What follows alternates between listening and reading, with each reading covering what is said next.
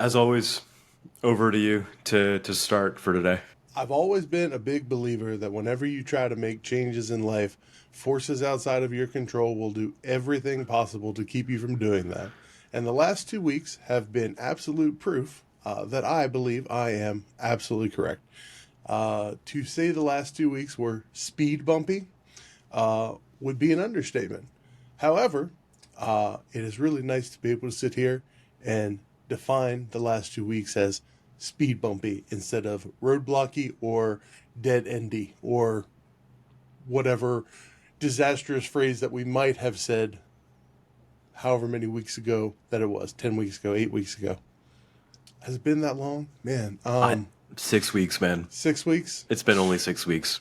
We have jam packed so much into it that it feels like time is expanding.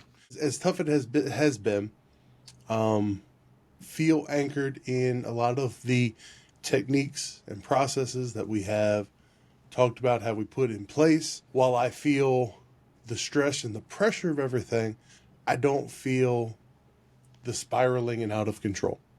Amazing. Okay. Happy to hear about. Look, this is where, like, I told you a couple weeks ago, like, hey, we're only a few weeks into this thing. Like, a big part of this is, like, we're going to unlock stuff, but it's also about how do we make it stick.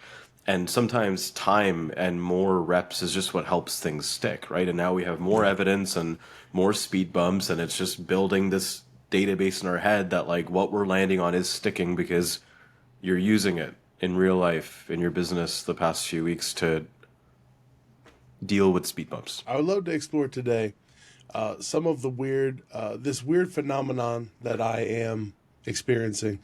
And I don't think I'm alone in this, but I had 2 meetings this week where people were seeking my advice on video and marketing and, expanding their business and such. And in the course of just these lunch meetings, over an hour and a sandwich, they would ask me a question and boom, boom, boom, boom, boom, rattle off strategy and implementation and advice and help and everything within their context, left with good next steps and everything like that.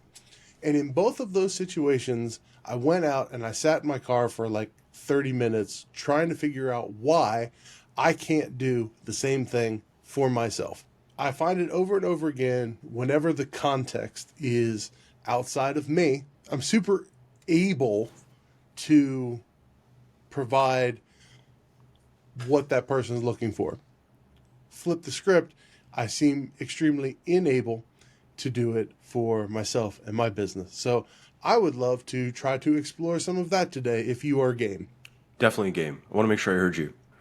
Conversations that when it's outside your context, you're feeling able to rip off the advice of like video strategy, marketing, whatever they're asking for. Next steps are clear. Sounds like the mind is pretty clear. But then when your question of like, why is it harder for you to do that when it's your own context? Like, what's the gap? And so before we dive into this, when you're talking about this feeling of like, can't trust the decisions I want to make for myself, are there any trends on like the types of decisions, whether it's like certain functions of your business, any patterns or trends? Wondering how specific we then take our discussion. Let me try to explain what I'm getting at because I feel a little cloudy on it and I only have a piece of it. Mm-hmm. There are things that I've never done before that I feel confident that I can do. For instance, like I'm setting up some back end stuff on my website and with customer portals and all this things. I've wanted to do this forever, and I've never done it before. It's weird. I could probably break something, but I have no issues in just figuring out and doing it. There are certain things like go to market strategies and some of the sales stuff that I've never done before, but I don't have that same I can do it. I can figure it out. And as I'm talking, I'm wondering, I do not know if this is correct, but I'm going to throw it out there. Hmm. I am wondering if it has to do with the difference between things that have to deal with people and things that have to deal with the technical side of stuff. I'm wondering if a lot of my hesitation has to deal with things that will ultimately mean interfacing with people instead of interfacing with technology and computers and those things. Shall we dive in and then see and explore maybe a bit around like what's happening in those moments, what your brain's telling you, and then maybe we keep this channel open of like what are the trends of when this seems to be happening? Because then we can start Sure. designing stuff and apply it to specific situations too. Tell me more about in these moments, what feels like the barrier. What's your brain saying in these moments? Way too much. We've talked about the the back and forth dialogue. And this time it seems like there's two or three other opinions that get thrown around in there too. The opinion of the, I'll call it the opinion of the internet, so where you're going and you're scrolling LinkedIn and you say, "Oh, I really like that. Oh, okay, I like this solution. Oh, I really like that solution." That voice gets added into mix. The extrovert introvert voice always gets in there, and then there's an underlying tone of the enormity of growing, or the enormity of building a system that has to be continually maintained versus a task or a workflow that sets it and forgets it. Like when the website refresh is done, it's done until it needs done again.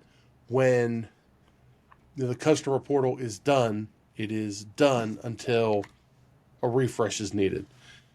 But I think maybe some of my hesitancies around some of these sales and GDM strategies and stuff is the knowing that it needs to continually be watered and continually be refreshed, and not knowing if I have the actual bandwidth to do that. Does that track or make any type of sense at all? I'm tracking. I'm Okay. tracking on it. So check mark there. The interesting thing here, Josh, and where I don't really have an answer yet, this could be anything, right? It could no meaning like it very well could be about like the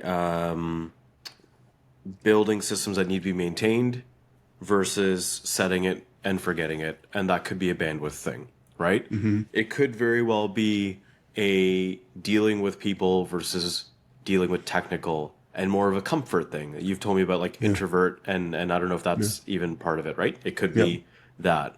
It could also be it being easier to dish out advice and harder to take it for ourselves, like what you started with today. Mm-hmm. And full disclosure, my pre-video this morning, I was talking about the last session and the sales thing and tying to values because I saw the weight of the ickiness around that topic, and so I don't mean to bring it up back, but it, I wouldn't be surprised if it even is tied to some values thing too. And so part one is I'm tracking. Part two is this is a hard one for me to say. Oh yeah, hey, maybe it's that because Mm-hmm. it could be one of 4 or 5 things, and that's why I'm thinking like let's keep. I'll Yeah. get your reaction to that because it could be any of it. It could be all like the root of it could be like all of these things. This one seems super intertwined, where we've been able to kind of maybe have one or two threads. This one seems tied to so much of the other stuff that we have been talking about over the course of the last 5 sessions. And perhaps that's also why it's been one of the hardest things for me to do in the life of the business, because it is all of this stuff. But from my side, it's really weird because I think I can identify all of those pieces, and I desperately want something to unify all of those pieces, but I'm not sure there is something to unify all of those pieces. If you were guaranteed to get this all like fully dialed in, optimized, you're operating exactly as you want to be operating, and you call me a few weeks from now and you say that session 6 thing, like Eventually, we got it sorted and we're good. Just tell me about how that version of you is operating when you don't have the heaviness of this. Great question. I think the proof of that would be I could sit down in 2 weeks and say, I have made a decision on a GTM strategy that I want to implement. In 2 weeks, if all of this is gone, I would be able to definitively say, I have made this decision to do this, and I am attempting to implement this one thing. Success, as is with a lot of these things in our sessions, naming it and shrinking, being able to shrink it down. You've said GTM 3 or 4 times today. It's the one. It's the thing that's been on my mind the most over the last couple of weeks, and Yeah. so it's like a real practical thing that I'm legitimately going through right now. It's legitimately the thing that I want to leave 2025 with for the first time in the history of the business. You want to keep that as our example maybe for the next bit and see if using an Yeah. example helps Yeah, absolutely. find broader patterns? Okay, cool. And so 2 weeks from now, you're calling me saying, okay, I've made a decision on GTM and I'm going to implement or try something. Yeah? Yeah. In order for that to happen, what do you want to land with on this session as a step forward? In this session, I would like to try to find a way to identify the real problem from the predominant voice that is the major hangup. Maybe it's this function of this voice of the overwhelming need for bandwidth that I don't have, and trying to understand what it's really trying to say. If I can learn how to communicate with that, maybe that'll be easier to find next steps. If you somehow, hypothetically, magically found 10 hours in a week, however that happened, and it had no impact on your current operations, everything's running, but there was 10, 15 hours in a week that opened up, what impact does that free time have on you in how you think about doing some of these things that feel heavy, like GTM?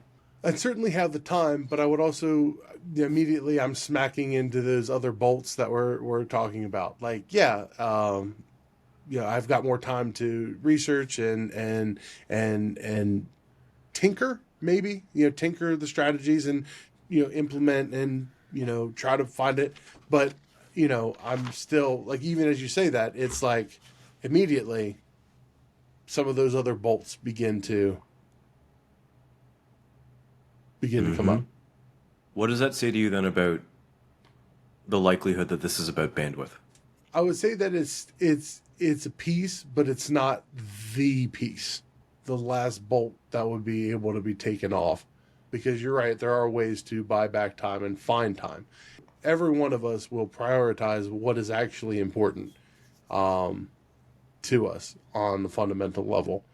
I guess I have to figure out why I know that this GTM strategy is important, but why is it not important enough to make it work? And why can I over prioritize other things? So if we come up a level for a sec, just to look at where we're at. Earlier when you said there was a few voices and one of them was like, oh, I want to pay someone to just take this off my plate. Circling back to this now, like I'm just wondering, maybe this isn't purely about freeing up time, right?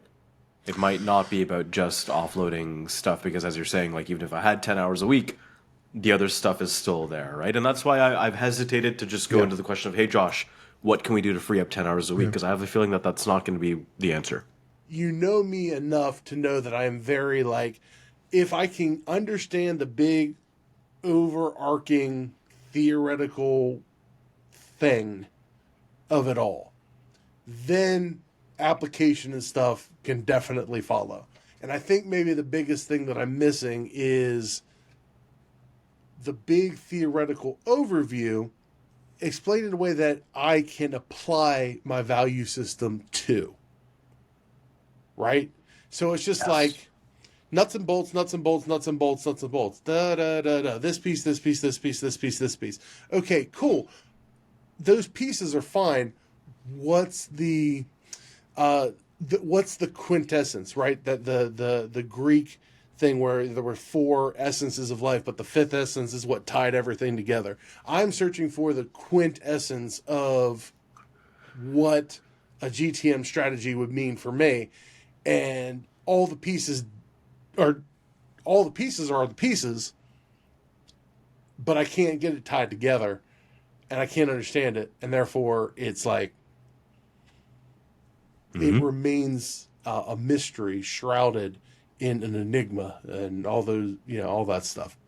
Like when it comes to GTM, the experience, the swath of my experience is all of the people selling the strategies and the systems and everything else, and it's all just solutions to buy, which means that they're great. They're doing their job to sell their product. Love it. The thing that I need is the why behind it. I need the why, and I can't find the why. And if without that why, then I can't apply it to the values, and it doesn't work. It doesn't work for what we do because we are very, very why driven. Like when we go to the customer, why do you want to do this? Why is your message even important? Like why? Like customer portal. Why do I need a customer portable? This is the reason why. Why do I need a website? This is the reason why. Why do we do this? Why do we do that? All of those things are why.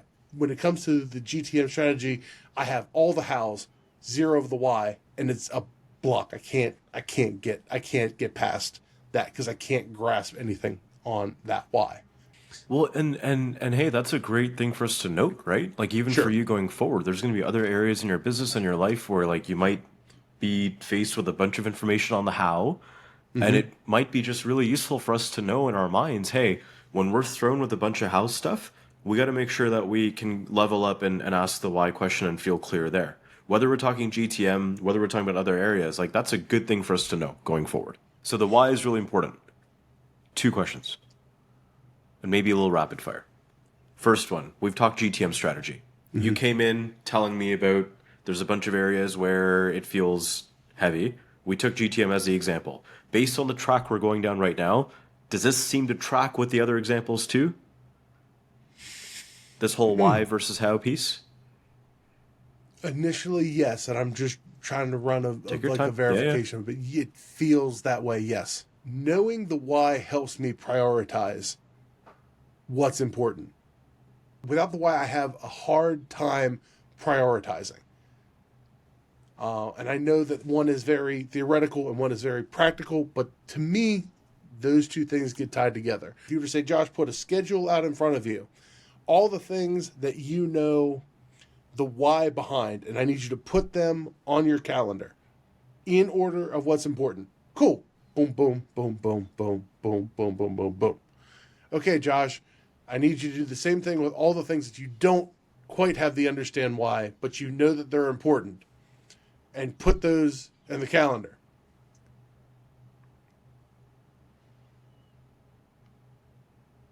Where do they go? Maybe that gives me a insight into the bandwidth issue because I don't understand the why and I can't prioritize it.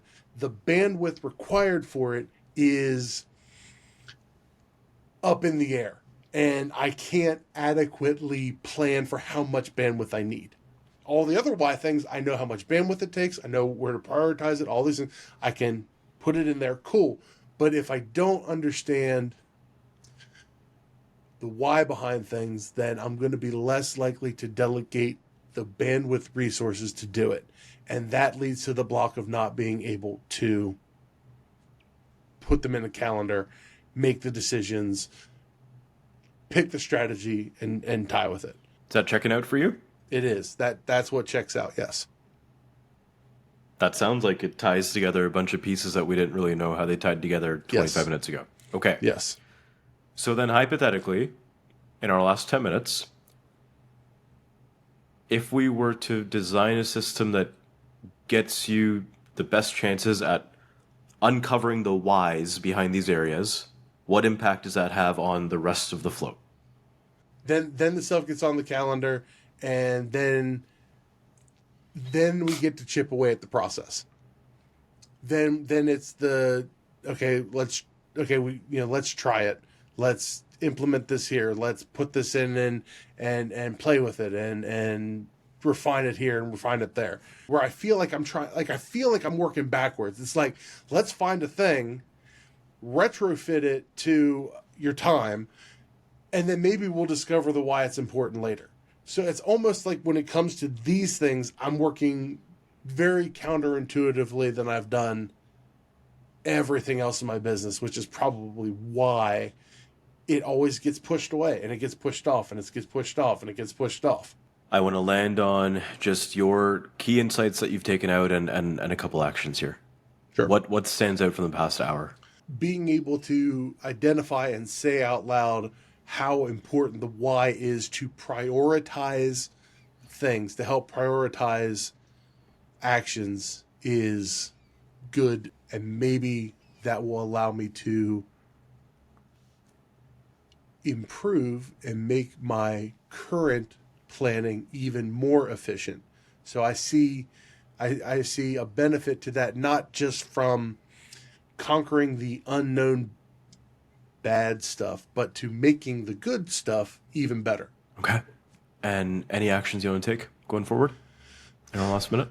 I need to sit down and spend time maybe really trying to define why GTM is important for me outside of a just get more customers. Because the reptile side of the brain is you need more customers so your business survives. Yes, I know, I get that. Got done. But I need to better define the why too. So maybe when I see it, I can recognize it. And that could I think that's going to be a key part in getting past this hurdle. Okay. How will you hold yourself accountable to doing that part, defining the why? Now you're back. You're back. Test 1, 2. Yeah, there we go. Okay. Man. An hour. I'm going to need an hour to start this week. Okay. And then I'm also going to do an hour next week. I'm going to dedicate 2 hours to digging through this problem, and hopefully I can report back some of the things that I found. Cool. Okay. I know you got to go. I appreciate you. Call me later if you want. We can just chat on the phone and close out if you want. Absolutely. Yeah, we will have to do make sure that I've got all this stuff straight. So I appreciate it. All right. Thank you for today. Once again, great session. We always get somewhere. We always get somewhere. All right. Great stuff, Josh. We'll talk to you soon, yeah? Yep. All right. See ya. Cheers.